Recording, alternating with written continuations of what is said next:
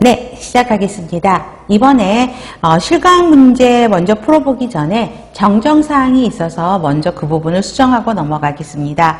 자, 실강 문제 3회 한번 찾아보세요.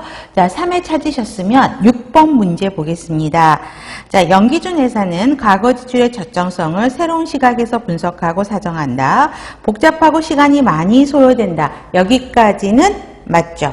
그 다음에 연기준 예산이 목표 지향 예소다. 틀린 거죠. 연기준 예산은 감축 지향 예산입니다. 그래서 뒷문장 때문에 X인 거. 여기까지는 맞게 설명을 해드렸는데 제가 마지막에 끝내면서 목표 지향 예산 제도는 PPBS다 이렇게 이야기한 것 같아요. 아닙니다. 목표 지향 예산 제도는 점진적 예산 제도에 속하는 거고 우리 PPBS는 기획 예산 제도에 속하는 거죠. 그래서 어떤 분이 질문을 해주셔서 너무 감사하고요. 앞으로 이렇게 오류를 수정하는 일은 없도록 더 신경 써서 강의를 하도록 하겠습니다. 자, 그러면 실강 문제 5회 풀어보도록 하겠습니다. 1번 조직 시스템 전체에서 기존과는 다른 새로운 형태의 제도와 관리 기법, 고객 지향성을 특징으로 하는 것은 학습 조직이 아닌 어떤 조직이죠? 프로세스 조직이죠. 학습 조직은 학습 지향적 축을 갖고 있는 것입니다. 2번 유연 대처 지향성 축이요. 상황 변화에 빠르게 대처하고 빠르게 성과를 도출하여 추구하는 조직은 애자일 조직의 특성을 이야기하고 있죠.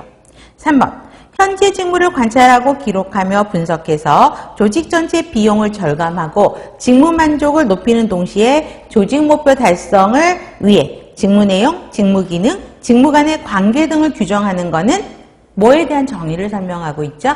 직무 설계에 대한 정의를 설명하고 있습니다. 4번 직무 단순화 앞에 동그라미 한번 해보세요. 그럼 가장 대표적인 정의를 설명하고 있습니다. 고능률이죠. 직무를 가능한 한 세분화해서 짧은 훈련 기간, 업무 과정, 직원의 신속한 충원 가능성을 통해 조직의 목표를 달성하려는 직무 설계 방법이 무엇인가? 이렇게 물어본다면 직무 단순화 기법이라고 설명을 해야 되겠죠. 그래서 4번은 동그라미. 5번 직무 단순화는 약간의 훈련만으로 기술 습득, 충분한 과업 수행이 가능해요. 그래서 직원 간의 호환성이 굉장히 높다 그랬죠. 여기까지는 맞아. 그러나 계속 같은 일을 반복하다 보니까 만족도가 떨어지죠. 직무의 그 단조로움을 유발함으로써 지루함 유발하고 작업에 대한 만족도는 떨어지는 것입니다. 그래서 뒷문장 때문에 X. 그래서 만족도는 항상 나오는 문항이라고 보시면 돼요.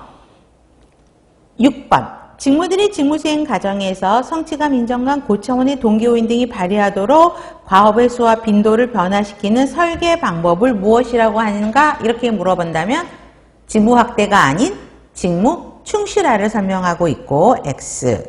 7번 관련 직무 및 수행자에 대한 이해와 전체 생산 과정에 대한 시야가 확대되는 게 직무 순환의 장점을 이야기하고 있죠.